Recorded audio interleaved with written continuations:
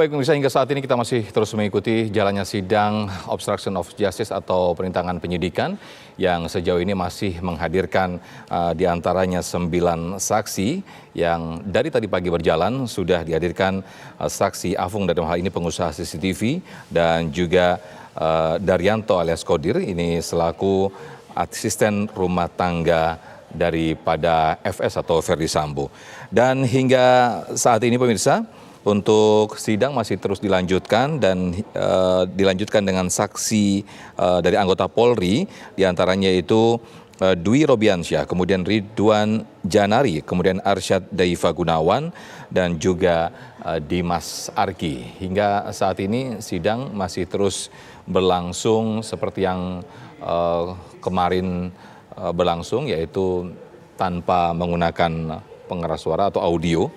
Sehingga kami masih terus memantau jalannya sidang sambil terus mengajak diskusi dari beberapa narasumber.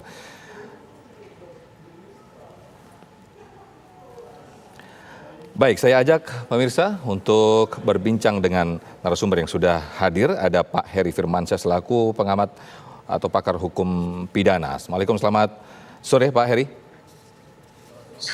Waalaikumsalam, selamat sore Mas. Ya, Pak Heri, hingga saat ini yang bisa diamati dari jalannya sidang perintangan penyidikan seperti apa nih Pak Heri?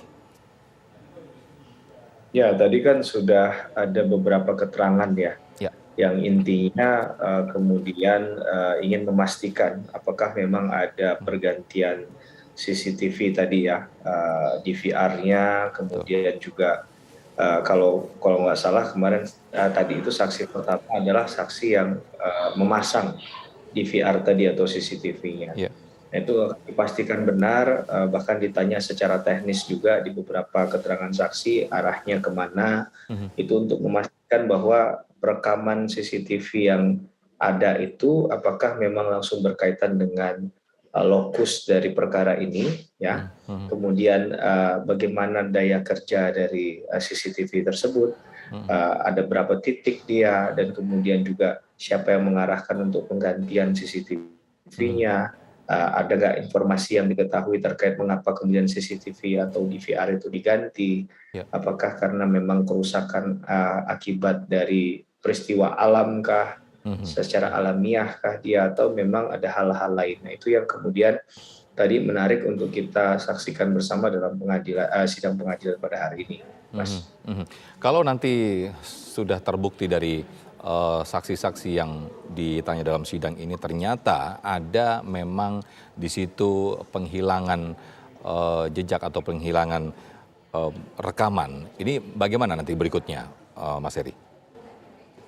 Ya, mereka ya yang ada pada posisi terdakwa di kasus obstruction of justice bahkan juga sudah melalui proses etik ya. Dan ada mungkin hampir semua kalau saya tidak salah ya sudah juga diputus etik, bahkan ada beberapa yang pemberhentian dengan tidak hormat ya. Nah, ini mungkin satu pintu masuk awal untuk mengindikasikan adanya pelanggaran yang bukan lagi dimaknai secara ringan ya, tapi sudah berat.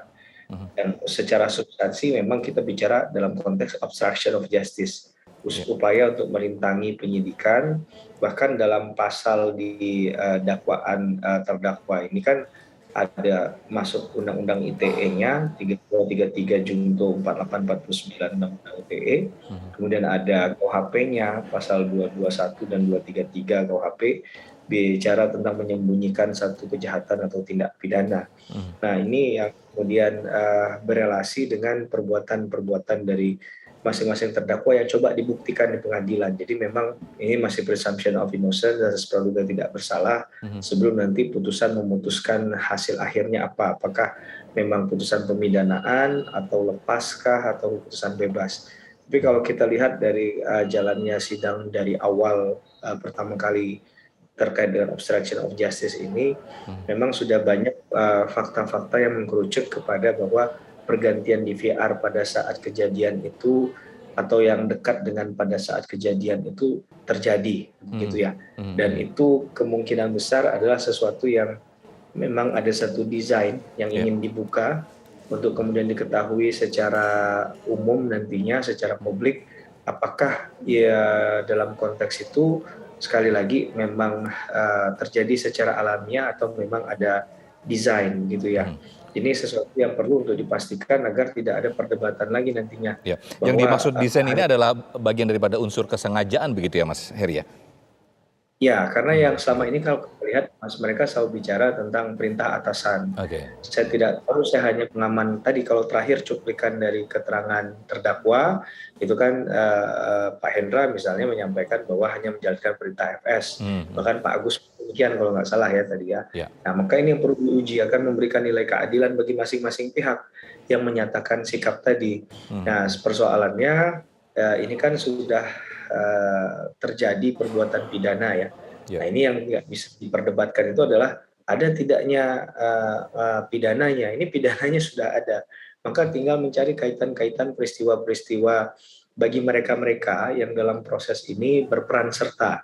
Ya, ada yang Mhm, kemudian mengamankan dari barang bukti dengan menggantinya dan menghubungi orang, dengan mhm, kemudian menunjukkan tempat-tempat CCTV yang harus diganti, ya. memberikan keterangan informasi yang tidak tepat terkait dengan peristiwa yang sebenarnya. Mhm, Jadi saya rasa tim khusus yang sudah terlibat di dalamnya kemarin, kemudian juga Polres Jakarta Selatan atau pihak-pihak yang mendatangi TKP, ini juga perlu dimintai keterangannya agar mhm. sekali lagi kita memberikan ruang untuk dibuka seluas-luasnya apa yang sebenarnya terjadi.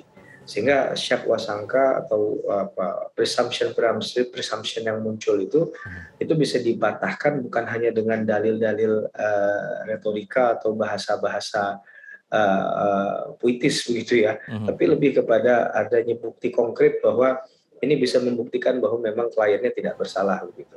Oke, oke.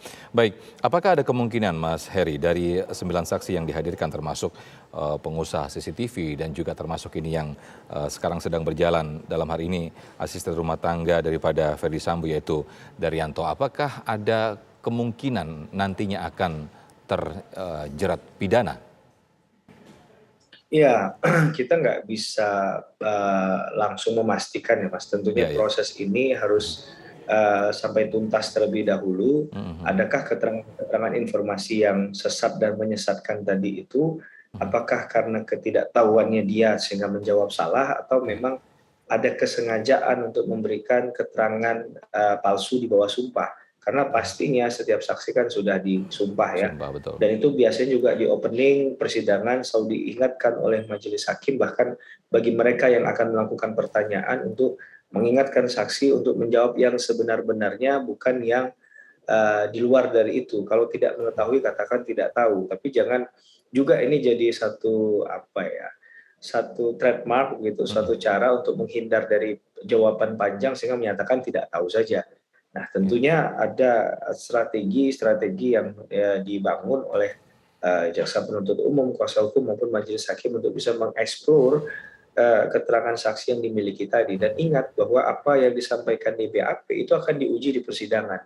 Jadi mhm, sangat mungkin ada pertanyaan terbuka lain yang sebelumnya tidak ada di BAP.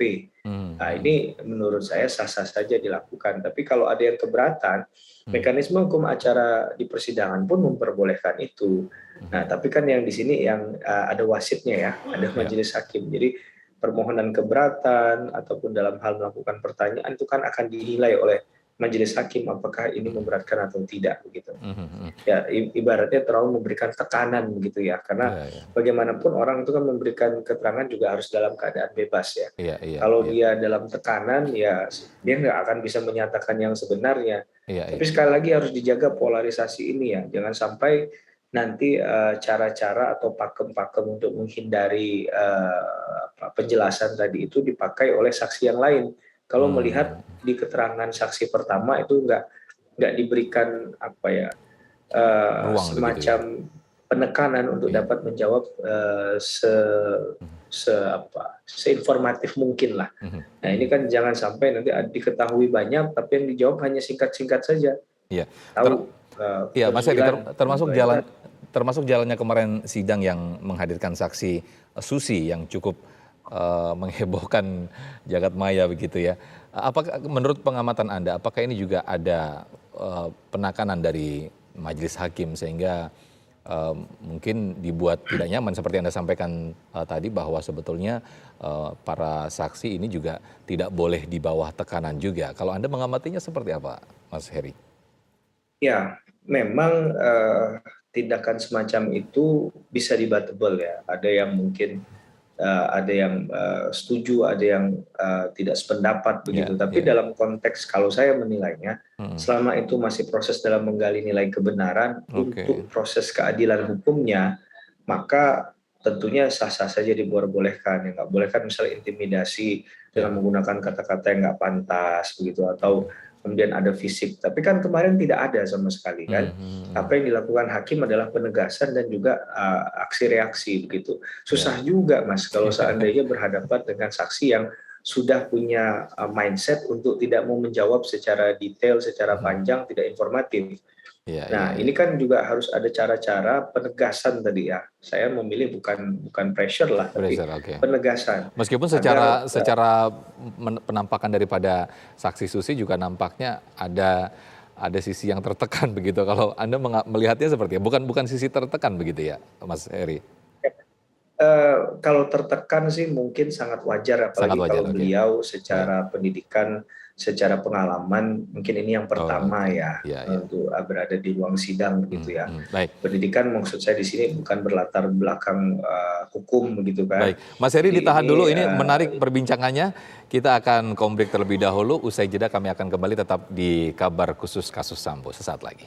Baik pemirsa, masih di kabar khusus kasus Sambo mengenai persidangan perintangan penyidikan yang hingga saat ini masih berlangsung di Pengadilan Negeri Selatan. Dan hingga saat ini masih dihadirkan 9 saksi dan hingga saat ini masih dilanjutkan saksi lanjutan anggota Polri yaitu Dwi Robiansyah, kemudian Ridwan Janari, Arsyad Deiva Gunawan, dan juga Dimas Arki.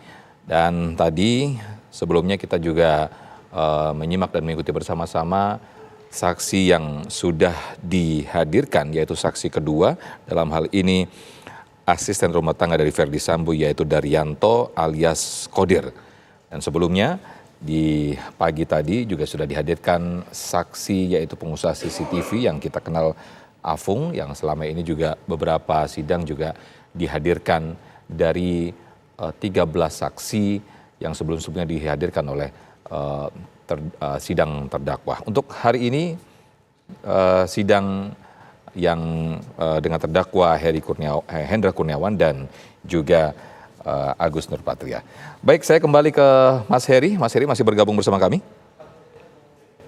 masih Mas. Iya, menarik apa yang kita perbincangkan tadi, Mas Heri, sebelum kita membicarakan tentang 9 saksi yang dihadirkan hari ini. Apakah memungkinkan dari keterangan-keterangan saksi yang mungkin akan bertambahnya ada saksi-saksi baru yang dihadirkan? Adakah kemungkinan seperti itu nantinya, Mas Heri?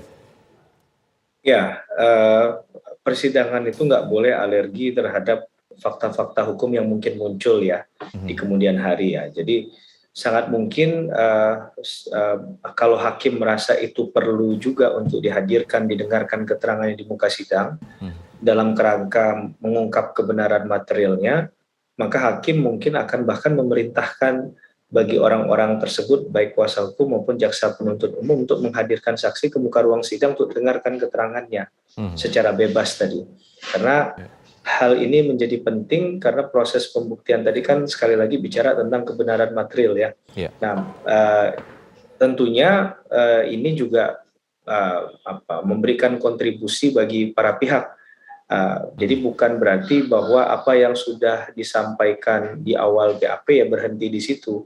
Karena mungkin saja kan dari keterangan-keterangan ini akan muncul ternyata bukan hanya misalnya Pak Afung tadi misalnya kan, bukannya Pak Afung yang mengetahui hal ini, tapi ini juga diperkuat oleh keterangan yang lain. Kalau keterangannya memang ternyata dirasa sama saja, ya mungkin nggak perlu ya dihadirkan. Tapi kalau ada keterangan yang lain yang kemudian bisa memperkuat bahwa dia yang melihat bahwa DVR ini dibawa oleh si A, kemudian saya juga melihat misalnya ini laptopnya juga ada laptop yang digunakan untuk kemudian memindahkan itu.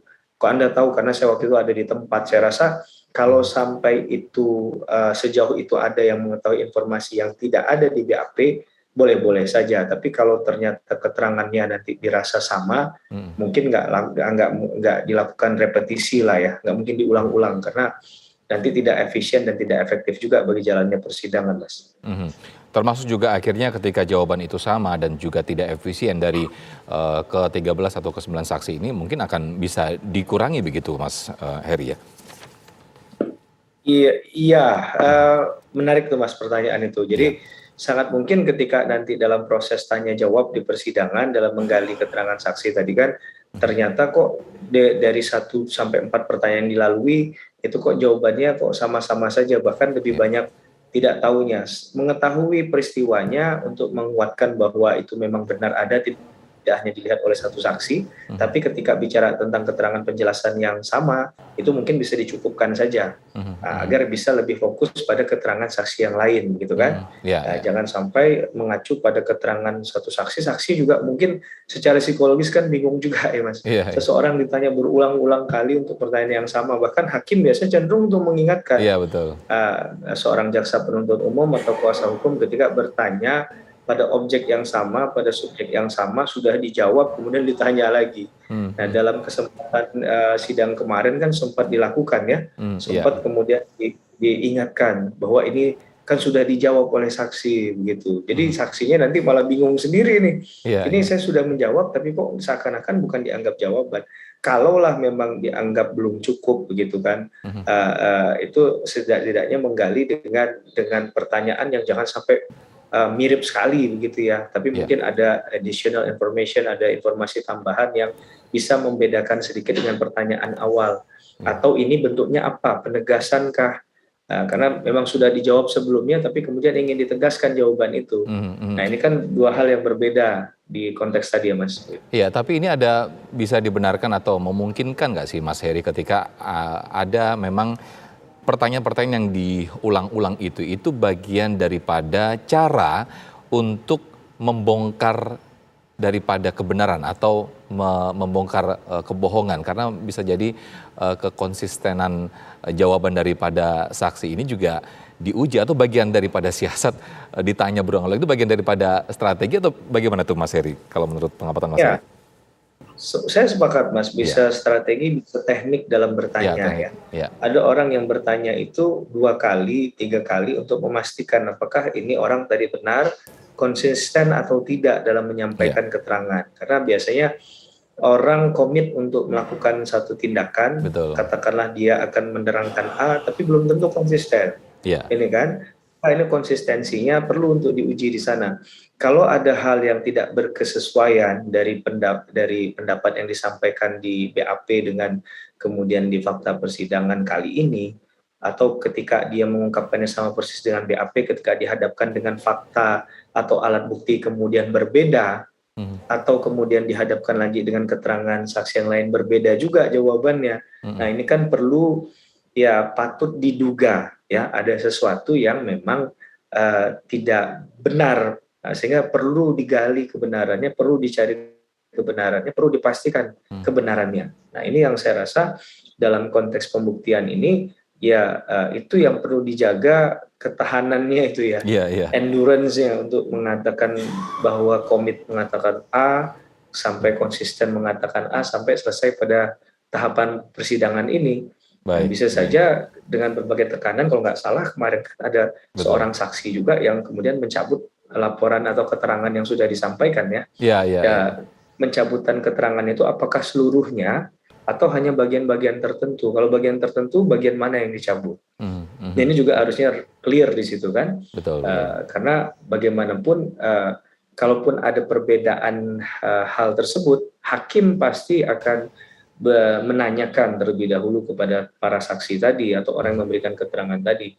Ini mhm, bagaimana Anda memberikan keterangan ini? Ini berbeda dengan BAP yang sudah Anda tanda tangani, sudah Anda paraf sebelumnya. mhm, mhm, Kalau seandainya ada perbedaan ini, mana yang kemudian Anda sepakati untuk dijadikan sebagai bahan dasar keterangan Anda? Apakah oke, keterangan yang di BAP atau keterangan yang baru pada saat ini Anda sampaikan di persidangan? mhm, Nah, mhm. dalam jawaban yang disampaikan tadi itu yang kemudian akan dimaknai sebagai final dari keterangannya tadi. Baik, baik. Kira-kira begitu, Mas. Oke, Mas Heri, kita akan lanjutkan lagi perbincangan kita.